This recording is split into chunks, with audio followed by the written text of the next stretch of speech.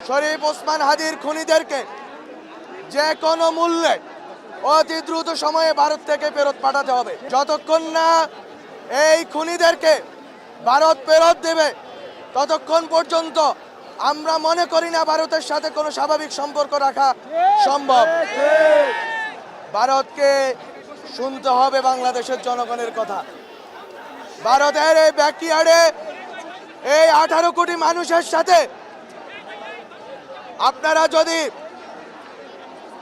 মনে করেন খেল তামাশা করবেন, আপনারা যদি মনে করে থাকেন আপনারা বাংলাদেশের ভিতরে ঢুকে এই দেশের সূর্য সন্তানদেরকে হত্যা করে পার পেয়ে যাবেন, তাহলে আমরা বলবো আমাদের যেরকম গুম হারাম হয়েছে আপনাদেরও গুম হারাম হবে। আমরা অলরেডি আমাদের মাথায় বাউন্টির মতো বাউন্টি হান্টিং এর মতো আমাদের অবস্থা হয়েছে। আমাদের সবার মাথার দর নির্ধারণ হয়েছে, আর ঘরে বসে থাকার সুযোগ নাই। আমরা এবার নামছি, 5 আগস্টের আগেও নেমেছিলাম, শহীদই হব, শহীদি মৃত্যু হব সেই আকাঙ্ক্ষা নিয়ে আমরা আবারও নেমেছি। যদি মৃত্যু হয় আমাদের শত্রুদেরকে মোকাবেলা করে মরবো আমরা।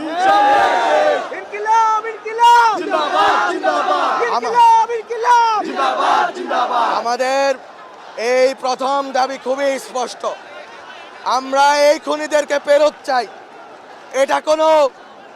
এটা কোনো সুশীল দাবি না, এটা খুবই ইফেক্টিভলি কিভাবে আদায় করতে হয় সেটা আমরা জানি। আমরা শেখ হাসিনাকে তাড়িয়েছি, এখানে ভারতের ইস্টাবলিশমেন্টকে আমরা কোয়েশ্চেন করেছি। ভারতের সুযোগ ছিল, বারবার আমরা বলেছি এই দেশের জুলাইকে আপনারা স্বীকার করুন, এই দেশের পরিবর্তিত পরিস্থিতিকে স্বীকার করুন, এই দেশের রাজনৈতিক পট পরিবর্তনকে স্বীকার করুন। এই দেশের তরুণ সমাজের সাথে আপনারা আর খেল তামাশা দেখায়েন না। আপনারা এই গণতান্ত্রিক প্রক্রিয়ায় আজকে আমরা এক কঠিন সংকটময় পরিস্থিতিতে এসে পৌঁছাইছি।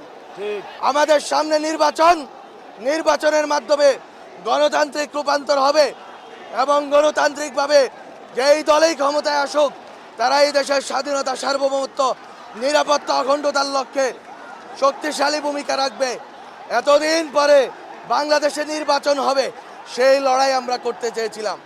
কিন্তু যদি আপনারা মনে করেন একজন শরীফ ওসমান হাদির আপনারা গুলি করে এই দেশে অস্থিতিশীলতা, ভয়, আতঙ্ক ছড়িয়ে নির্বাচন বন্ডুল করবেন, সেই স্বপ্ন আমরা বাস্তবায়ন করতে দিব না। এই দেশে নির্বাচন হবে, এই দেশে গণতান্ত্রিক রূপান্তর হবে। আমাদের রক্তে লেখা এই সংস্কারগুলো এই যে কোনো মূল্যে বাস্তবায়নের দিকে এগোতে হবে। এই দেশে খুনি হাসিনা এবং তার যত সহযোগী দোসর আছে তাদের বিচার হবে। এগুলো কোনো ফাঁকা বুলি না। আমরা জেনে গেছি আমাদের মৃত্যু অবধারিত, সুতরাং আর পিছপা হওয়ার সুযোগ নাই। আমরা এখনো আমাদের প্রতিবেশী দেশের গুড উইলের দিকে আমরা কিন্তু আর বেশি দিন তাকিয়ে থাকবো না। আমরা বলতে চাই এখনো হুঁশে ফিরেন। বাংলাদেশের ভিতরে যারা বাংলাদেশের বিরুদ্ধে ষড়যন্ত্র করছেন, হুঁশে ফিরেন। আমাদের তরুণদের রক্ত দিয়ে আপনারা যদি মনে করেন আপনারা ক্ষমতায় আরোহণ করবেন, তাহলে সেই স্বপ্ন বৃথা যাবে। রাজনৈতিক দলগুলোকে বলতে চাই, রাজনৈতিক দলগুলো নির্বাচন চেয়েছে, এই সরকারের মেয়াদ এতটুকুতে কমিয়ে এনেছিল। আমরা অনেক প্রতিবাদ প্রতিরোধের মধ্যে অনেক কিছু আমরা সামনে নিয়ে আসতে পারিনি, কিন্তু আমাদের বক্তব্য খুবই ক্লিয়ার যে নির্বাচন যেহেতু হবে, গণতান্ত্রিক দলগুলোর উচিত হচ্ছে যে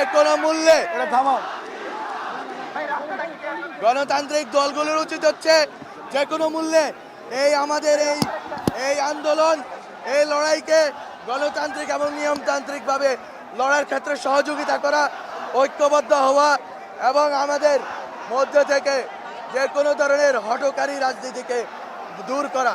আমরা চাই না অন্য কোনো কিছু লক্ষ্যবস্তু হোক, আমরা চাই লক্ষ্যবস্তু হবে একটাই, আওয়ামী লীগ এবং তাদের দোসররা।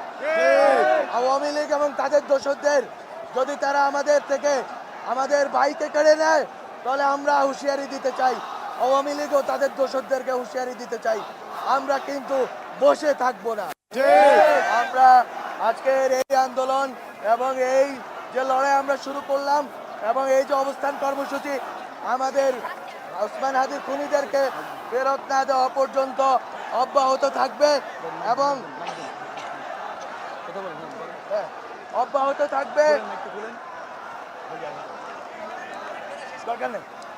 আমাদের এই অবস্থান অব্যাহত থাকবে এবং আমাদের ওসমান হাদির খুনিদেরকে ফেরত দিতে হবে ততক্ষণ পর্যন্ত রাজনৈতিক দলগুলো, সামাজিক শক্তিগুলো, জুলাইয়ের পক্ষে সকল শক্তি আজ আর ভেদাভেদের সুযোগ নেই।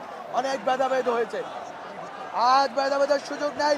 সকল ভেদাভেদ ভুলে সকল দলমত নির্বিশেষে সবাইকে আমাদের ওসমান হাদির এই শ্রদ্ধার জন্য, ওসমান হাদির স্মৃতি রক্ষার্থে সবাইকে ঐক্যবদ্ধ হয়ে আমাদেরকে এই লড়াই জিততেই হবে।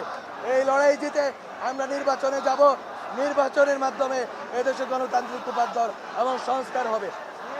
শরীফ ওসমান হাদির, শহীদ শরীফ ওসমান হাদির গঠনমূলক রাজনীতির দিকে আমরা এগোবো ইনশাআল্লাহ।